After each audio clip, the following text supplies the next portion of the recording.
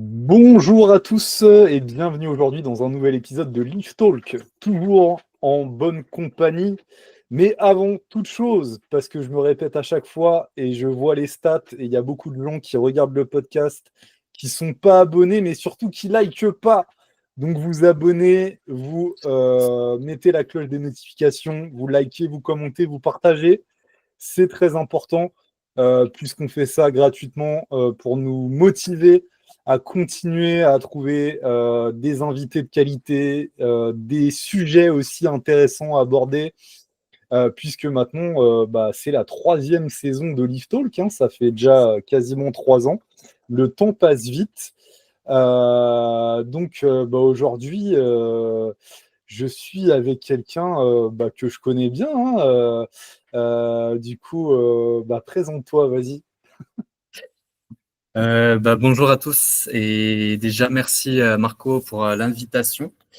Moi c'est Ahmad, Max Lift sur les réseaux. Je suis coach et athlète en streetlifting et je crée du contenu sur les différentes plateformes, Instagram, TikTok et YouTube. On essaie de proposer de la valeur, on essaie de faire au mieux pour développer le sport. C'est notre vision et c'est ce que je partage énormément avec Marco. On s'entend très bien. Exactement, ouais, toujours proposer de la valeur et pas trop se travestir à faire des trucs un petit peu trop exotiques. Ok. Super. Et puis du coup, moi je le redis, hein, vous êtes sur Lift Talk, donc animé par moi-même, gérant de l'entreprise Lift Trainer, entreprise donc spécialisée dans le coaching en street lifting. On a une formation aussi pour les futurs coachs en street lifting avec Lift Trainer Global. Et puis, on a tout un écosystème avec une marque d'équipement qui s'appelle Street Lifter. On a un partenariat aussi avec une marque de complémentation Broadway, moins 10% sur le site avec le code LIFTRAINER10. Et on a à côté de ça pas mal d'autres projets.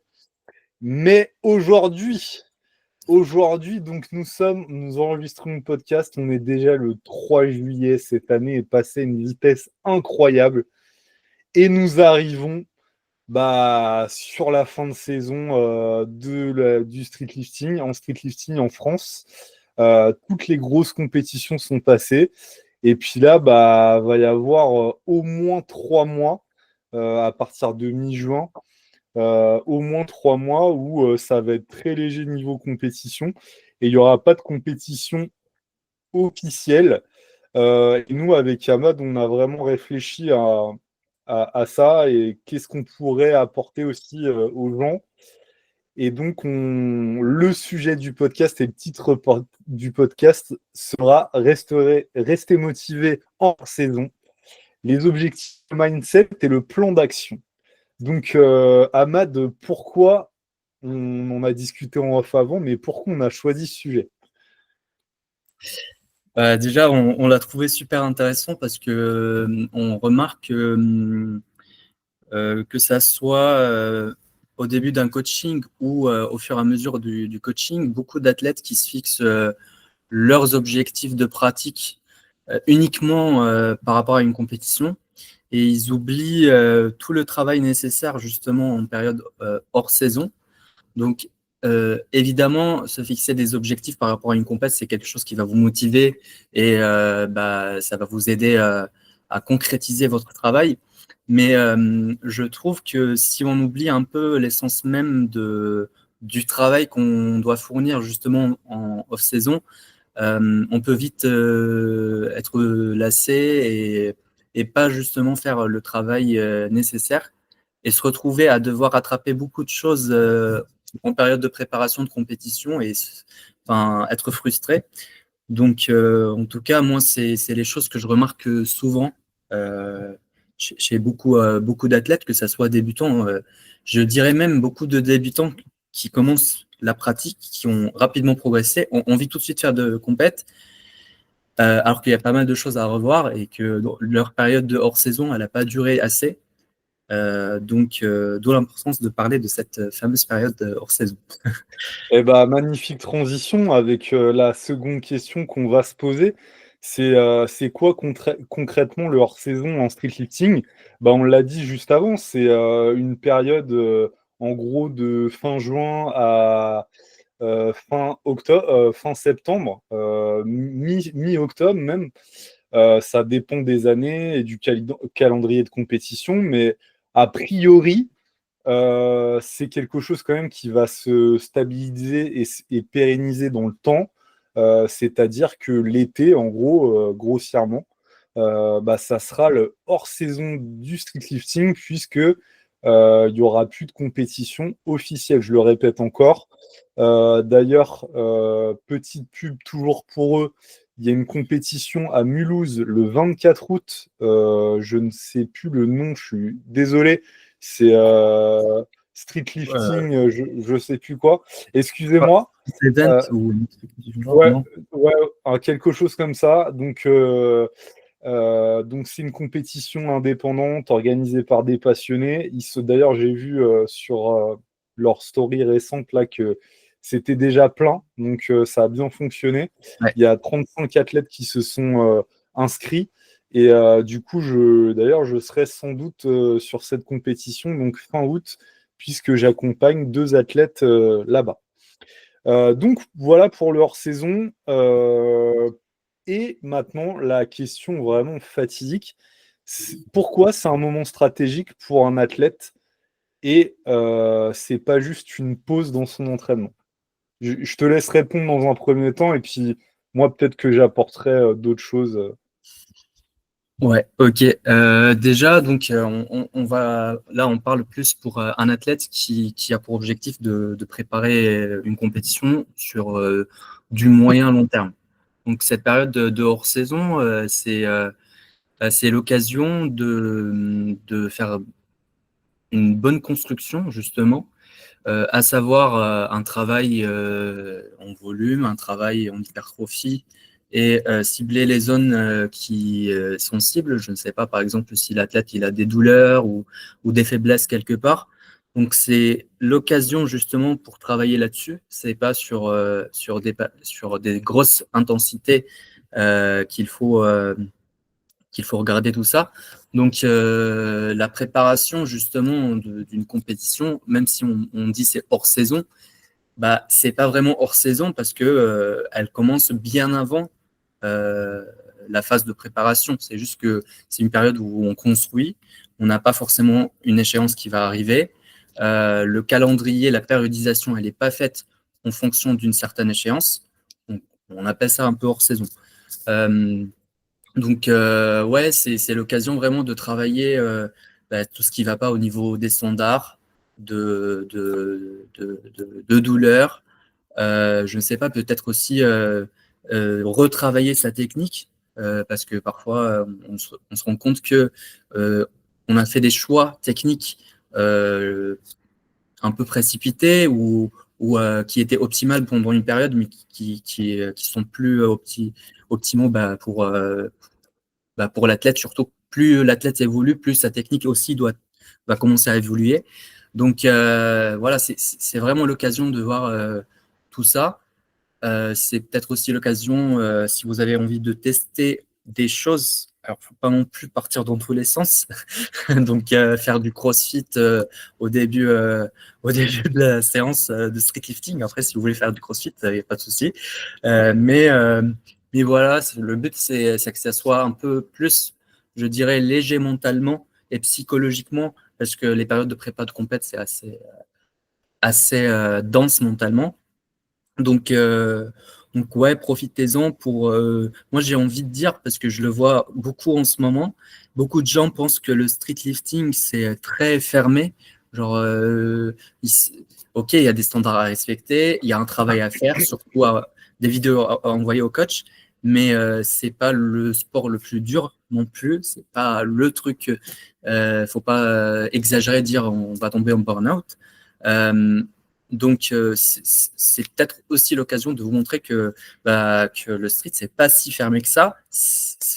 Faut pas se fermer non plus euh, les choix, mais faut pas s'éparpiller. C'est normal aussi. Le but, c'est d'être de plus en plus spécifique Donc, à un moment donné, voilà, Ok. je sais pas si tu as des choses à rajouter. Bah, de toute façon, on les développera ensuite. En gros, moi, ce que j'ai envie de dire, c'est que le hors-saison, c'est plus une période dans l'année où il n'y a pas de compétition. Et ça donne l'occasion, justement, comme tu le disais, de travailler sur différentes choses, peut-être qu'on a délaissé un petit peu jusqu'à maintenant, sans trop s'éloigner, s'éparpiller. Ça, c'est important de le rajouter. Mais aussi et surtout, et je tiens à rajouter une couche par rapport à ça, c'est que le hors-saison n'est pas une phase de relâchement. Relâchement, ça peut se définir de différentes manières. Moins d'intensité dans l'entraînement, moins d'implication dans l'entraînement, moins de motivation, pas assez de spécificité, vraiment être beaucoup, beaucoup trop loin du sport. Euh, et en fait, justement, aujourd'hui, le podcast qu'on vous fait, ça va être pour éviter toutes ces erreurs, vous donner des pistes aussi concrètes pour appliquer les choses là, aujourd'hui, là, maintenant, pendant ce hors-saison 2025. Et donc, on embraye direct sur la deuxième partie avec, parce que là, tu vois, par exemple, tout le monde a fait sa compétition quasiment. Est-ce que c'est normal, Ahmad, de sentir une baisse de motivation après une compétition? Ah oui, ça c'est clair et net, justement, c'est un point j'ai oublié de souligner, c'est que quand on prépare une compétition, le fait de se fixer des objectifs, d'avoir envie d'aller réaliser tout le travail que vous avez fait en amont, surtout si votre compétition, en fait, j'ai envie de dire, même si la compétition se passe très bien, je le vois chez pas mal d'athlètes, après le bloc de compétition, c'est le bloc où il peut y avoir un certain down parce qu'on était à l'apogée de la motivation et de l'excitation. Donc il y a une baisse d'adrénaline qu'il faut en fait accepter. Et je dirais, je ne sais pas toi avec ton expérience, mais je trouve que le bloc après compétition doit être vraiment un bloc où l'athlète, il ne faut pas qu'il se casse trop la tête. Évidemment, c'est individualisé en fonction des athlètes, enfin, des athlètes, des profils et des objectifs, parce que s'il doit enchaîner plusieurs compétitions, bon, là, peut-être il y aura plus de pression, mais je pense que c'est le moment aussi de se focus en fait sur l'objectif qui est le plaisir, sur un bloc, et après repartir sur de la construction, enfin, sur d'autres objectifs. Et donc, une baisse de motivation, c'est tout à fait normal. Les émotions de la personne, ça fluctue avec l'intensité des entraînements. Donc, Ouais. ouais. Ouais, t'as dit pas mal de trucs sur lesquels je vais rebondir.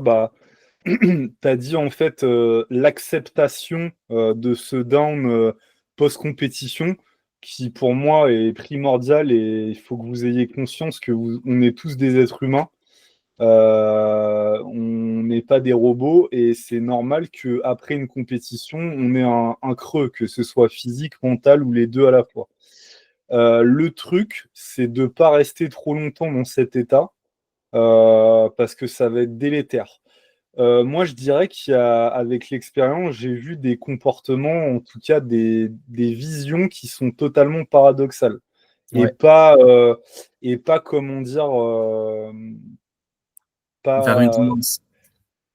Ouais, en fait, c'est que par exemple, il y a quelqu'un, je sais pas, il me dit je suis très motivé pour atteindre tel niveau, à faire telle compétition. Mais en fait, juste après une compète, pendant 2 mois, en gros, je le dis de manière familière, il fait que de la merde. Il n'est pas du tout investi dans l'entraînement, malgré les adaptations, malgré le discours qu'on va avoir, les recherches qu'on va faire ensemble, etc., pour augmenter cette adhérence et tout. Donc en fait, je pense que déjà pour anticiper ça, je dirais qu'avant même que la. En fait, je pense que l'erreur que font beaucoup, moi, c'est que en fait, ils ne voient pas plus loin que la compétition qu'ils sont en train de préparer. Je parle tout le temps de ça. Ça se trouve, je suis chiant avec ça. Mettez-le moi en commentaire sur la vision long terme. Mais en fait, pour atteindre des gros objectifs, vous devez, et dans la vie en règle générale, c'est pas juste en street lifting, vous devez avoir des objectifs long terme. Si vous voyez juste une compétition et puis après, pendant 6 mois, il n'y a plus rien et donc vous êtes plus motivé, après vous remettez à, vous avez une autre compétition et tout, en fait, votre niveau, il va stagner ou même vous allez régresser. Donc, pour anticiper tout ça, je pense qu'il faut se fixer des objectifs avant même que la compétition se termine. Donc, ça peut être des objectifs, bah, c'est mieux quand même de communiquer avec votre coach, d'en faire part à votre coach, comme par exemple, bah, voilà, je sais qu'il y a une compétition par exemple, dans 2 semaines, je vais faire ma compétition et tu vois, après ma compétition, j'aimerais faire ça, essayer ça. J'aimerais qu'on se concentre plus là-dessus, etc., etc. Et il y a aussi ce truc, dans le truc paradoxal que je disais avant, ce truc de je veux reprendre du plaisir.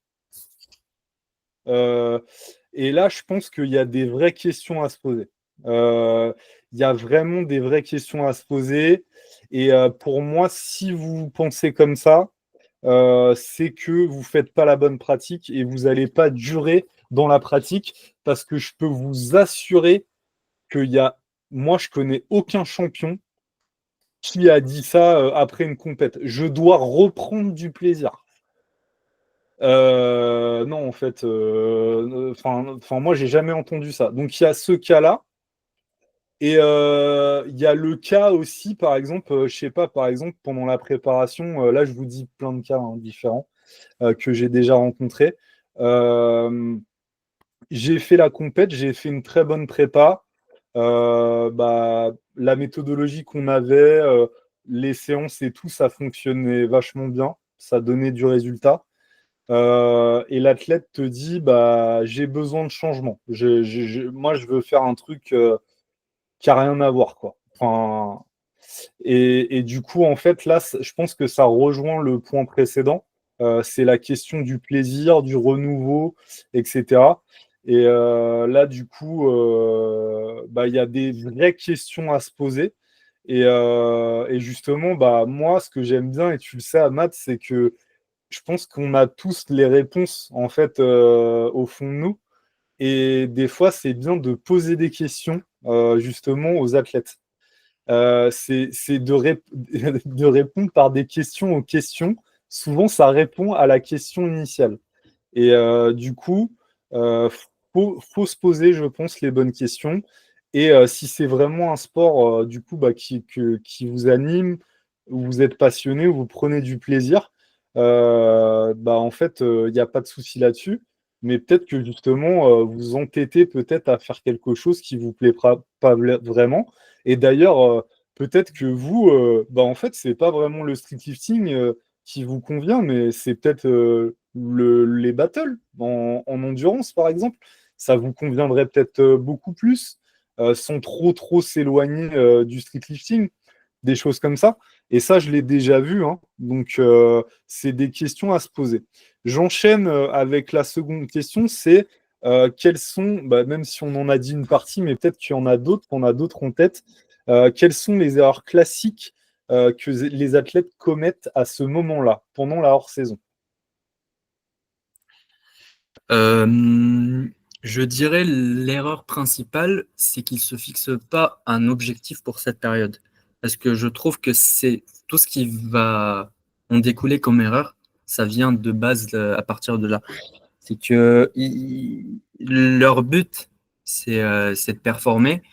Mais si on ne pose pas, en fait, au-delà de cette question de performance, si on ne pose pas les choses au-delà de ça, on va jamais pouvoir justement se fixer les bons objectifs.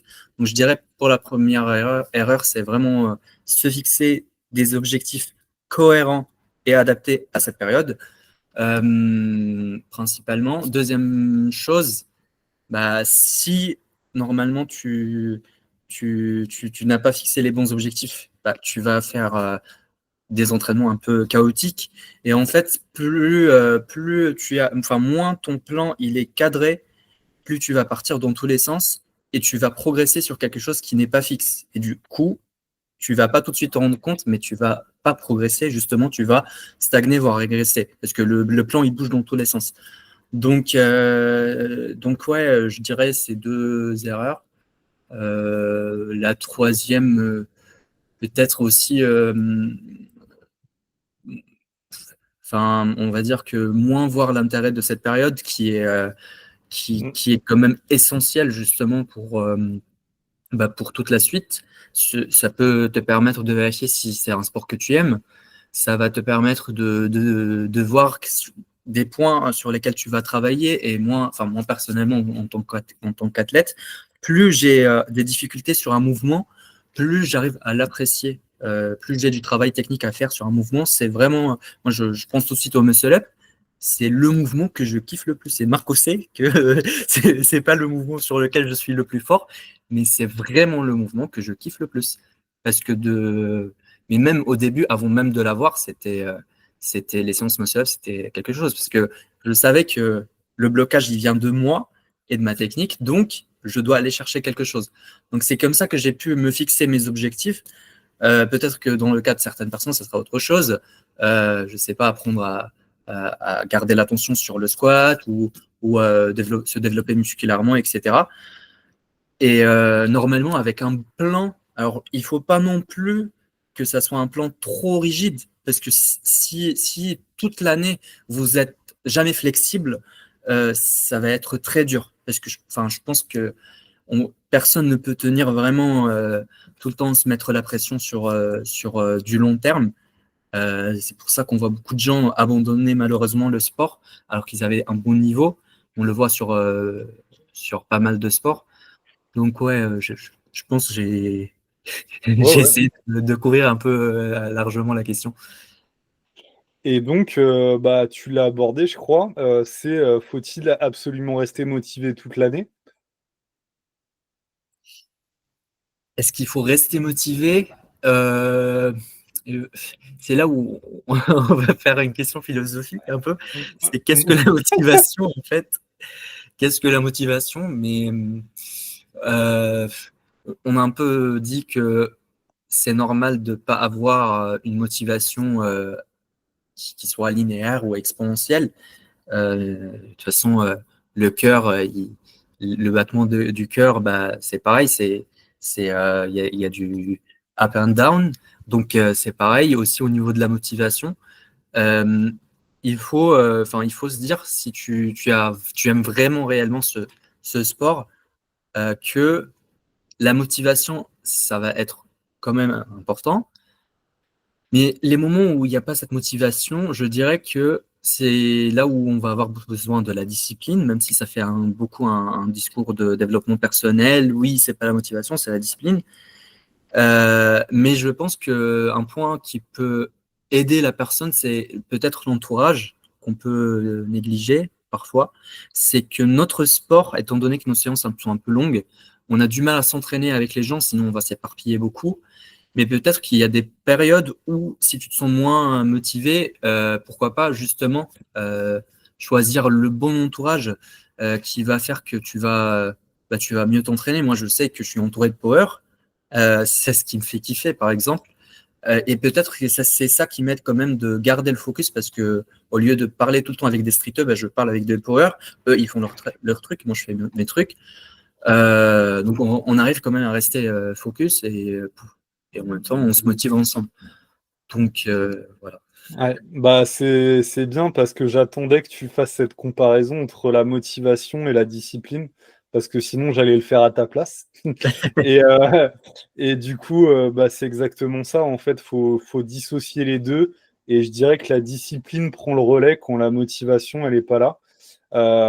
Moi, je vais être transparent avec vous. Je crois que c'était hier ou avant-hier, j'ai envoyé un message à Ahmad. Je lui ai dit, je suis pas motivé. Mais j'étais quand même à la salle et j'ai fait le job. Et en fait, c'est ce qu'il faut retenir. Et ça s'est C'est plutôt ça. bien passé aussi.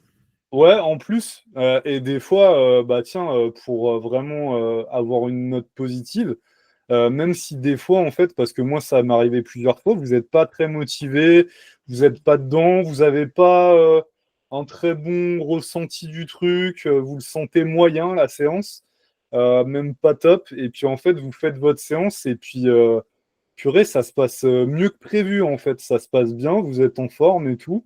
Et des fois, on a des bonnes surprises comme ça. Alors, je vous dis pas que ça va être tout le temps, mais là, en tout cas, bah, d'ailleurs, pour moi, là, ça avait été le cas. Donc, bah, écoute, je trouve que enfin, ta réponse était très bonne par rapport à l'aspect motivationnel. Et qu'est-ce qui distingue justement maintenant les athlètes qui restent engagés hors saison? Je dirais c'est les athlètes qui ont trouvé un peu leur recette qui correspond vraiment à leur mode de vie. C'est-à-dire, il y a des athlètes, enfin, j'en ai dans mon coaching. J'ai un des athlètes avec qui je collabore depuis 7 ou 8 mois, je ne sais plus. Mais dès le début du coaching, il m'avait dit que il veut investir dans le streetlifting, mais le streetlifting n'est pas sa vie. Et en fait, au fur et à mesure du coaching, on a pu trouver justement cet équilibre, que ça soit au niveau du retour, de la durée des séances, des moments où on fait des petites blagues ensemble, etc. Donc, il a trouvé justement l'équilibre pour lui. Et, euh, et en fait, par exemple, là, après sa compétition, on n'a jamais parlé. On a fait une compétition justement à FNSL Grand Ouest.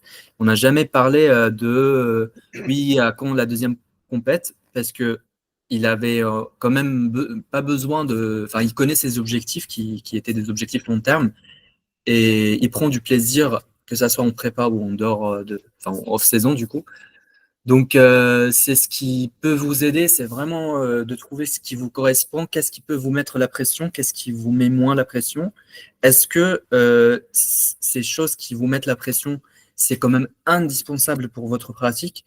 Si c'est indispensable, est-ce qu'il n'y a pas de la possibilité d'aménager un peu les choses de façon à ce que, voilà, il y a des périodes où il y a un peu plus de pression, mais c'est pas tout le temps le cas, jusqu'à ce que vous puissiez en fait aller vers une moyenne où je suis un peu stressé, enfin un peu, j'ai un peu la pression, mais pas trop. J'ai des moments où j'ai moins la pression, mais je fais le taf parce que je suis un plan très cohérent. Donc, donc voilà, c'est avec le temps, surtout si vous êtes coaché, parlez-en à votre coach parce qu'il va vous écouter, il est là pour ça. Et enfin, je pense que l'athlète n'a pas forcément la meilleure réponse, le coach non plus, mais c'est l'entre-deux qui va faire que vous allez trouver justement cette recette qui vous correspond le plus. Ouais, la communication avec le coach est très très important en fait. Pour identifier, trouver des solutions parce que bah Ahmad, tu te rappelles, mais je suis là pour trouver des solutions. Exact.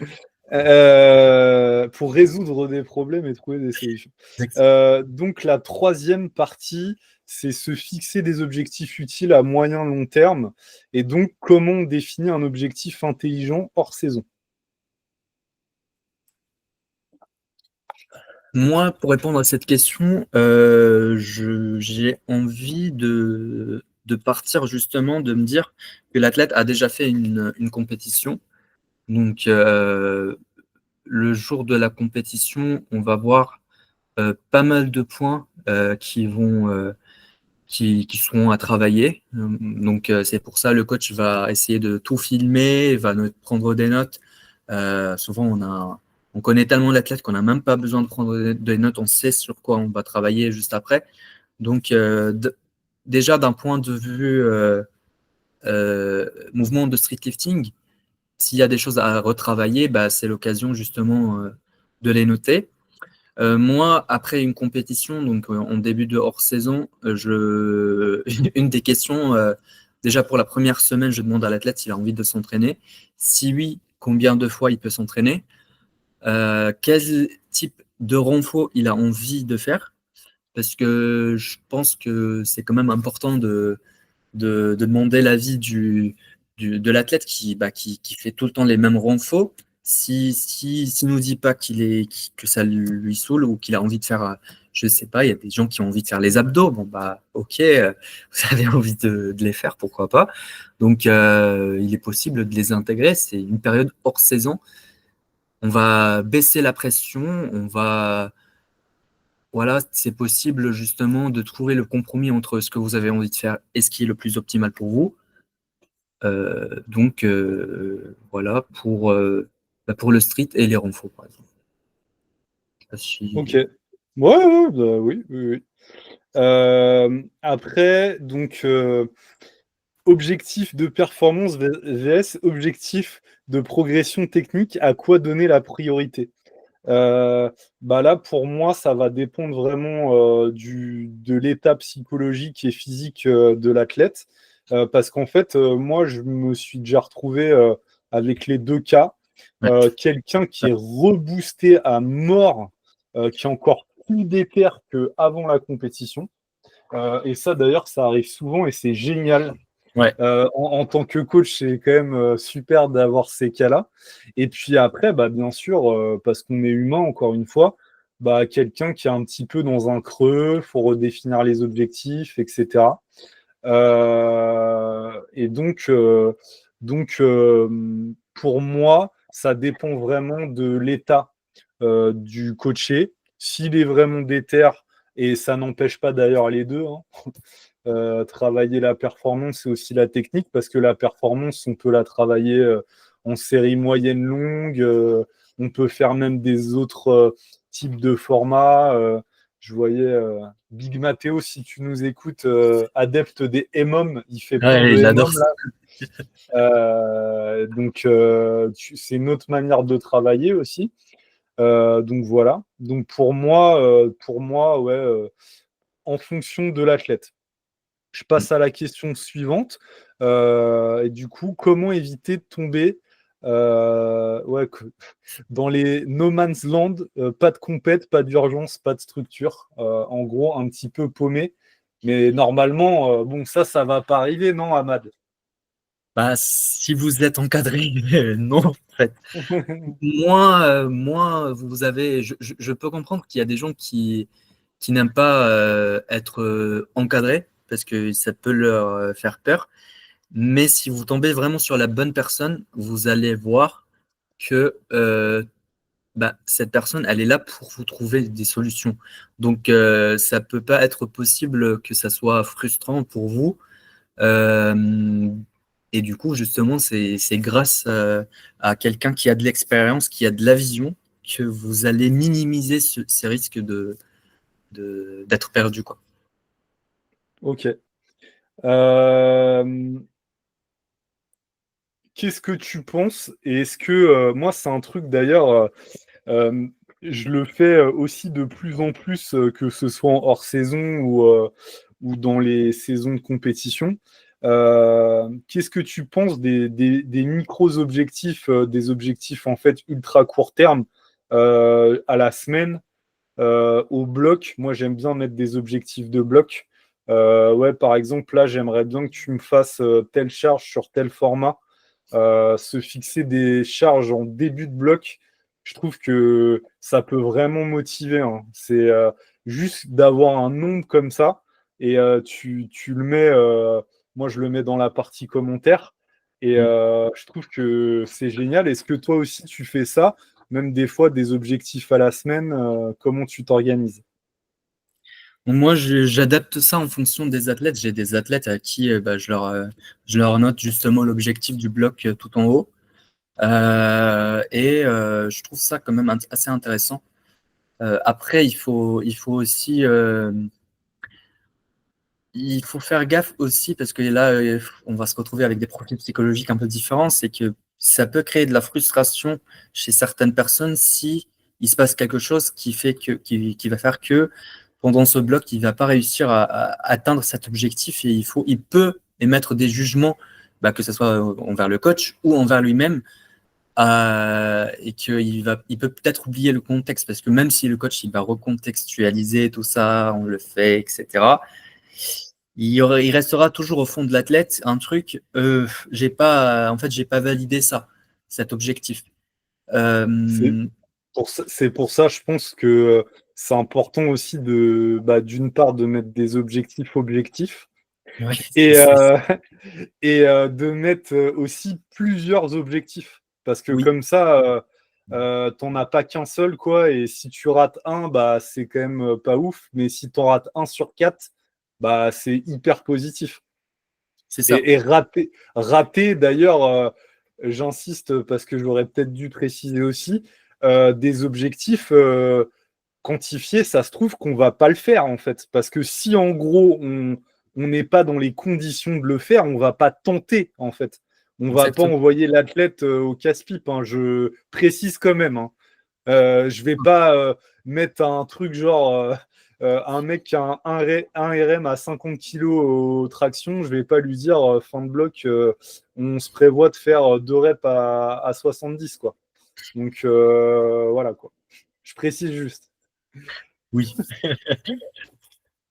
ouais, totalement. Euh, je pense qu'on a répondu quand même à la question. Et après, donc, justement, là, on passe à la partie 4, structurer son entraînement intelligemment. Quels sont les types de cycles utiles à placer hors saison en termes de volume, de renfort, peut-être des variations particulières, peut-être aussi travailler des choses qu'on n'a pas l'habitude de travailler, mais ça demande aussi vraiment des connaissances à ce niveau-là.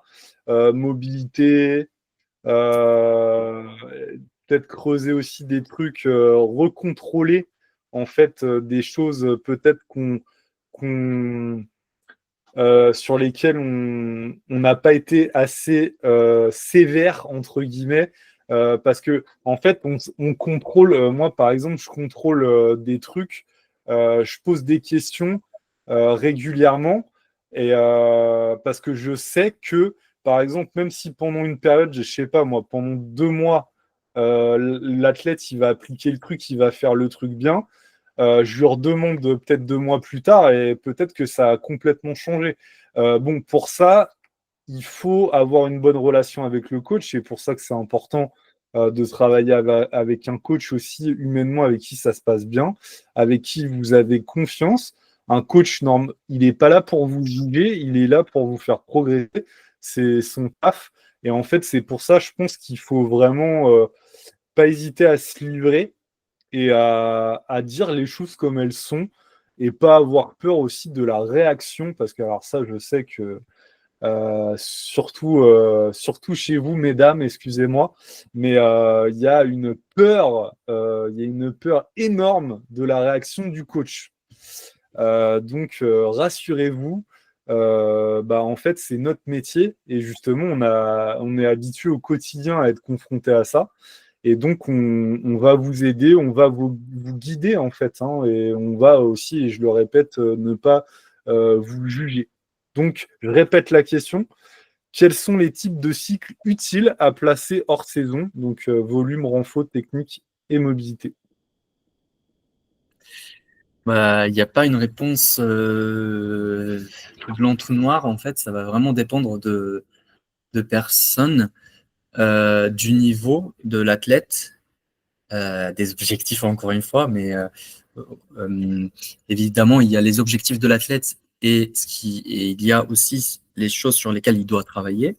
C'est-à-dire, je ne sais pas s'il veut, si en hors saison, il a tout le temps envie de faire de la force, bah ouais, mais à un moment donné, si tu construis pas, tu peux pas exploiter quelque chose que t'as pas construit en fait. Donc c'est essentiel justement de répondre à cette question avant de se dire, ok, le meilleur format, le meilleur cycle pour moi, c'est de faire ça. Je pense que ça va dépendre des mouvements du passé sportif de l'athlète, c'est-à-dire il y a des athlètes qui peuvent énormément supporter le volume sur, je sais pas, les muscle-up, parce qu'on le remarque que c'est pas le cas pour tout le monde, mais il y a des athlètes qui peuvent faire 3 fois 6 en lesté, etc., 4 fois 5, voire plus. Et parce que voilà, il vient d'un passé sportif particulier. Donc, c'est vraiment individualisé. Mais ce qu'il faut se dire aussi, qu'il faut de la cohérence dans votre cycle. Il faut aller doucement, mais sûrement vers la spécificité aussi. C'est pas faire 10 mois en x10 et en x8, parce que parfois j'ai l'impression que ça devient une tendance. Et demain, on va se retrouver avec des x12 ou x15. Donc, c'est bien, mais si c'est justifié, c'est toujours bien. Donc, Et alors moi, je réagis à ça parce que j'en ai déjà parlé plein de fois. La plus grosse erreur que vous faites, messieurs, dames, c'est justement d'être moins spécifique en hors saison. Et qu'est-ce que j'entends par là? Et bah, c'est qu'en fait, on croirait presque que euh, être moins spécifique est bénéfique pour la progression. Et en fait, bah, vous vous gourrez complètement. Parce qu'en ouais. fait, les gens qui progressent le plus, et ça fait 3 ans que je me bute à le dire, c'est que bah, c'est ceux qui sont quand même assez proches. Et il y a des frontières plus ou moins grandes, mais qui sont assez proches de notre discipline de base. Donc les gens, par exemple, qui font de l'endu, et j'ai rien contre l'endu, c'est très bien l'endu, en hors saison, bah, et vous êtes en train de vous perdre, en fait. Vous êtes en train de vous perdre. Et bah, justement, moi, j'ai une question qui va te parler. C'est quels sont les signaux d'un athlète en déconnexion et comment le coach doit réagir? Et, oula, j'ai beaucoup d'exemples à donner là. Bon, généralement, les signaux, c'est pas les causes forcément. Les signaux, ça peut se voir, par exemple, chez l'athlète qui n'envoie pas les vidéos du tout, qui remplit pas, qui remplit pas la prog, mais qui se dit, il faut que je progresse. Grâce à Dieu, je vais forcément progresser. Ma technique va s'améliorer. Et mon coach, de toute façon, il est là pour ça. Il va me faire progresser. Sauf que le coach, il a ni les RPE, ni les vidéos. Donc, je je pense que, enfin, moi, par exemple, dans mon coaching, je demande 2 vidéos par mouvement. Si je vois que ça fait des choses qui peuvent saouler l'athlète, je lui dis, on voit une seule vidéo. Déjà, tu n'auras pas tout à filmer. Et bah là, ça peut motiver en fait une personne à rester engagée. Donc, donc ça, ça peut être une solution. Donc, ouais, moi, c'est des choses que je vois. Après, parfois, c'est toujours, donc un des signaux, c'est toujours trouver une justification pourquoi il n'a pas pu appliquer la correction technique, sachant qu'on ne le répète jamais assez. Si vous ne comprenez pas, c'est normal de ne pas réussir, donc faut nous le dire.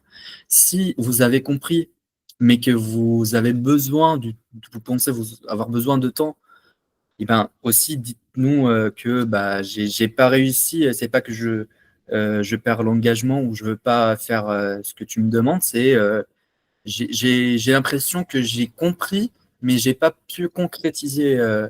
Donc nous, Hmm. on va essayer de réexpliquer autrement ou on va dire, bah, en fait, il faut juste répéter et c'est la répétition qui va faire que tu vas assimiler un certain schéma moteur. Donc, ouais, donc ça peut Donc, être un des ouais. signaux. Ouais, donc ouais, moi je vais compléter ce que tu as dit. Donc ouais, fréquence de retour, moins de retour, de moins bonne qualité. Donc ça déjà c'est vraiment le truc le plus probant. Et enfin, je pense que nous on arrive très très vite à voir qui a décroché et qui a pas décroché. Mm. Et après, moi, je dirais qu'il faut agir très vite. Il ne faut pas attendre Ouais, de la part du coach. Il faut agir très, très vite et il faut tout de suite aller à l'information et comprendre justement c'est quoi le problème. Et une fois qu'on a identifié le problème, il faut trouver des solutions. Mais des fois, en fait, il n'y a pas vraiment de solution parce que, alors là, c'est un scénario catastrophe. C'est qu'en fait, par exemple, la personne se ment à elle-même. Et ça, c'est dur, et c'est pour ça que j'insiste entre la relation et la discussion. Et je dirais que la réussite d'un coaching, ça passe beaucoup par là, parce que je pense en fait, et j'étais en train de réfléchir à ça pendant que tu parlais, et je me disais, mais en fait, il y a des gens, je pense, qui sont vraiment pas faits pour être coachés, parce qu'en fait, ils n'arrivent pas à communiquer. En fait, il y a un problème de communication. Et en fait, le coach, il est fait pour s'adapter à tous les profils psychologiques et tout, s'il est bon et s'il y a des qualités humaines et tout. Mais des fois, en fait, c'est presque impossible, en fait, parce que là, il faudrait être psychologue, en fait, pour vraiment creuser et machin. Et en vrai de vrai, c'est pas notre taf. Enfin, on n'est pas des psychologues, même si on fait de la psychologie quand même. Il y en a un gros aspect psychologique. Et donc, j'étais en train de penser à ça. Et je dirais que ouais, la réussite d'un coaching, c'est aussi enfin, les informations que vous allez transmettre au coach, la transparence, l'honnêteté avec vous-même, en fait, et donc avec votre coach, le fait de ne pas se mentir à soi-même et de dire les choses. Et en fait, on gagne du temps. En fait, parce que des fois, et je suis sûr que ça t'est déjà arrivé, on pose une question, mais en vrai, on sait que la réponse, c'est pas ça, tu vois, c'est pas ça. Oui. Et en fait, on laisse passer peut-être 1 ou 2 jours, et en fait, on revient et peut-être on pose la question un petit peu différemment. En fait, on essaye de creuser euh, parce qu'on sent qu'il y a autre chose, en fait, tu vois, il y a peut-être pas ça, ou c'est peut-être pas vraiment le truc. Et donc voilà, bah, en fait, pour vous dire aussi que notre métier, c'est ça, hein, c'est d'aller à la pêche à l'information. Et donc, je dirais que faut réagir vite, trouver la cause du problème et direct, en fait, faut pas attendre même la semaine d'après. Je trouve qu'il faut mettre des choses en place tout de suite, enfin, le lendemain, limite. S'il y a des trucs qui peuvent être mis en place le lendemain, vous les mettez en place le lendemain pour régler, pour essayer de trouver des solutions. Et des fois, d'ailleurs, ça aussi, ça arrive que c'était pas ça le problème. Et on s'en rend compte après. Mais bon, le tout, c'est déjà de trouver. Est-ce que tu avais des trucs à rajouter par rapport à tout ça?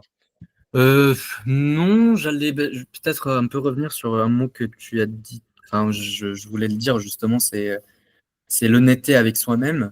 Moi, ce que je dis à mes athlètes, surtout ceux qui préparent des compètes et tout, c'est qu'une performance, c'est pas ça qui va vous définir.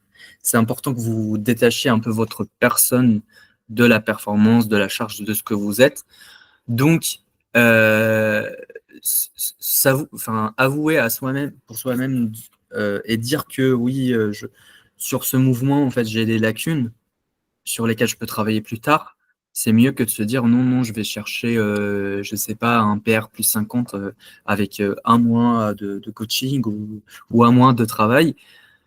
Encore une fois, faut être honnête avec soi-même et se rappeler que enfin, ça reste un sport, c'est pas vraiment ça qui va vous définir. Donc, ça peut aussi, enfin, trop se mettre la pression sur ça et trop corréler sa personne et la performance, bah, ça peut aussi jouer sur ce qu'on disait, c'est la perte de motivation, enfin, etc. Voilà, c'est ce que je voulais dire. Ouais. Et tiens, bah, moi j'ai une question. On l'a pas encore abordé, donc on va aborder maintenant. C'est comment gérer les réseaux sociaux et la comparaison hors saison. Bloquer les gens, en fait. Faut bloquer tout le monde.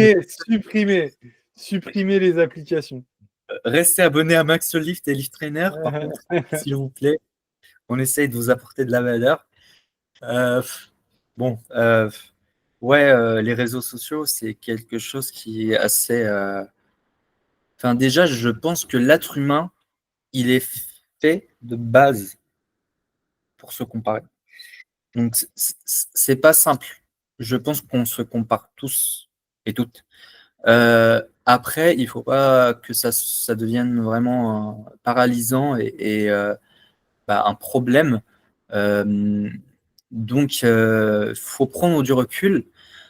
Moi, j'ai toujours envie de rappeler que on se compare souvent à des gens qui ont plus d'années de pratique que nous, plus d'expérience dans un sport, enfin, peut-être un passé sportif un peu particulier, plus enfin, une meilleure génétique aussi. On n'a pas tous la même génétique.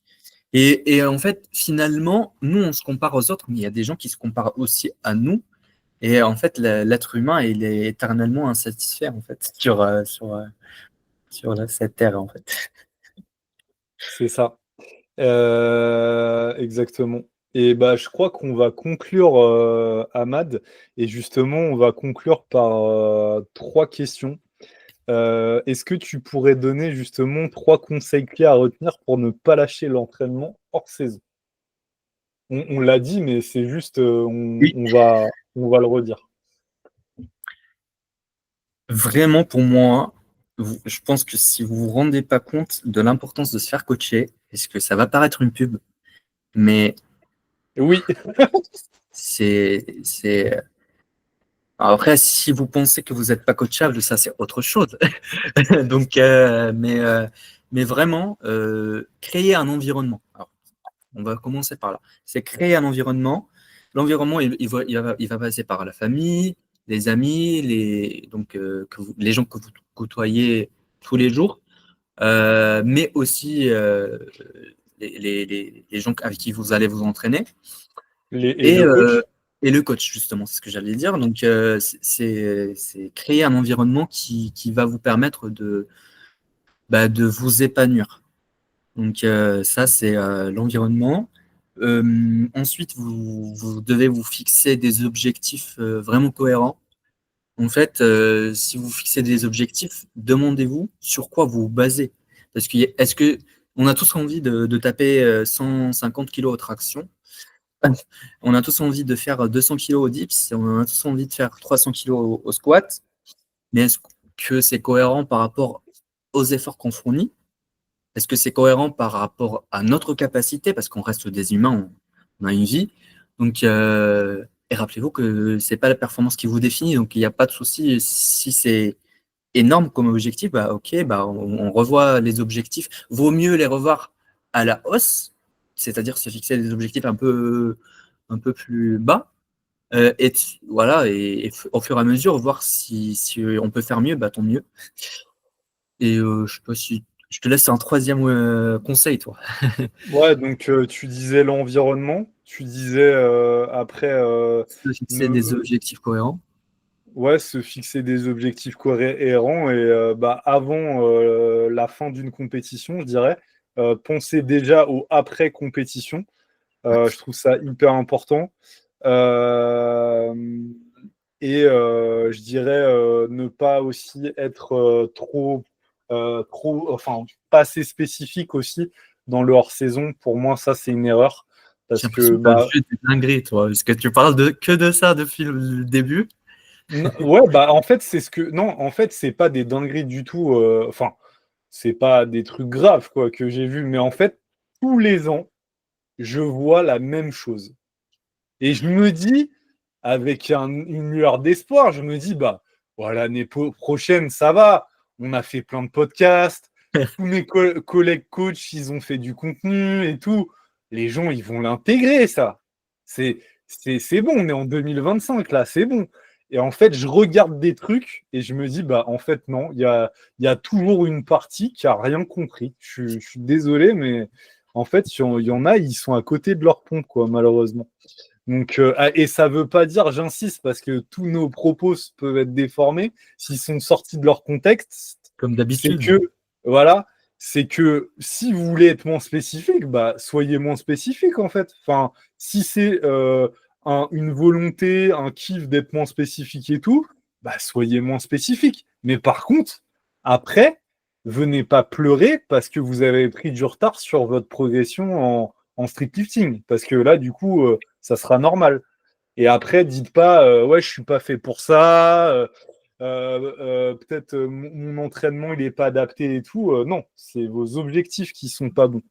Donc on a répondu à la première de la conclusion. La deuxième, c'est message pour les athlètes qui culpabiliseraient de ralentir après une compétition. En gros, sous-entendu, qu'est-ce qu'on dirait aux athlètes qui culpabilisent d'être moins motivés après une compétition? Je vais redire une phrase que j'ai dite, c'est dissociez-vous de la performance et prenez du recul vraiment parce que, si, enfin, on pourrait se poser la question pourquoi ça peut arriver. C'est peut-être un manque de patience chez certaines personnes qui se disent ouais, ça fait 2 semaines que j'ai repris l'entraînement après la compète. J'ai déjà banalisé ces charges, je me sens fatigué, c'est pas possible, etc. Il va culpabiliser, il va douter de lui-même. Et ça peut aussi engendrer une cascade de problèmes. Il va commencer à réfléchir, ouais, qu'est-ce que je vais faire maintenant? Je vais rajouter du volume par ici, je vais enlever ça, je vais faire ça, je vais essayer de faire cette variation, etc. Donc, c'est peut-être aussi en ayant un coach, ce genre de problème, vous allez au maximum l'éviter. Ouais, ok. Moi, je dirais, bah, ne culpabilisez pas. Vous êtes des humains. Et en fait, c'est normal d'avoir une motivation qui fait des hauts et des bas, et même des fois une motivation qui est plus du tout là. C'est totalement normal, donc vous inquiétez pas. Et on passe tous par des phases comme ça, et on le redit, c'est la discipline qui doit vous driver en permanence. Ok. Et maintenant, bah alors, où est-ce qu'on peut te retrouver? Donc, tu l'as dit, tu es sur TikTok, tu es sur Ouais, donc Insta. principalement Instagram, donc max du bas your du bas lift, comme sur le t-shirt du coup. Pareil TikTok et YouTube. Bon, YouTube, je crée très très peu de contenu, mais ce que ça demande beaucoup beaucoup de travail et je suis très perfectionniste. J'essaie de toujours faire de perfectionner les choses. Du coup, c'est ce qui fait que je publie pas en ce moment. Et j'espère Et revenir. est-ce que justement, alors j'aurais peut-être dû au tout début du podcast te demander ça, mais est-ce que justement, Ahmad, tu as des actualités à nous partager? Est-ce qu'il y a des projets à venir, sportifs, perso, professionnels? Est-ce que tu peux nous teaser un petit peu? Certaines choses, oui, peut-être, mais pas tout. Du coup, là, en ce moment, enfin, pour ma part, en tant qu'athlète, je suis en hors saison. J'espère, si je peux, préparer une compétition d'ici la fin d'année, pourquoi pas, parce que bah, le coach aussi, il a besoin de motivation et de fixer des objectifs, tout comme les athlètes. Donc, ça permet vraiment de vraiment garder cette motivation et cette vision le plus long terme possible. Donc voilà pour ma part en tant qu'athlète, hein, je continue à m'entraîner. Je le montre quasiment pas sur les réseaux, mais il faudrait que je le fasse peut-être. Et en tant que coach, bah, je continue à accompagner des athlètes en compétition. Là, le week-end prochain, enfin, le week-end du 13 juillet, on sera tous les deux à RBC, à Rennes. J'ai 2 matchs à gérer en fait. J'ai un athlète donc à au moins 87 et un athlète, un deuxième. Je donnerai peut-être pas de nom en fait. Je sais pas. Donne sa KT au moins. Bah, moins 101. Ouais, c'est ça. Voilà. Je pense que les gens vont se faire, vont commencer à savoir de qui je parle. Donc ouais, 2 matchs à gérer et voilà, principalement. Sinon, j'essaie de toujours développer mes connaissances et compétences. Je me forme énormément à côté et j'essaie de développer la qualité du suivi aussi. Donc, pour l'instant, il n'y a pas vraiment des choses dont je peux parler, mais Après, Marco, tu es au courant de quasiment tout. Donc, Ok, bah super. Bon, en tout cas, merci beaucoup pour ton intervention, Ahmad. C'était vraiment cool d'aborder merci. ce sujet-là avec toi. Donc, Ouais. allez le suivre sur ses différents réseaux. Et nous, on se retrouve la semaine prochaine pour un nouvel épisode. Salut à tous. Ciao. Salut.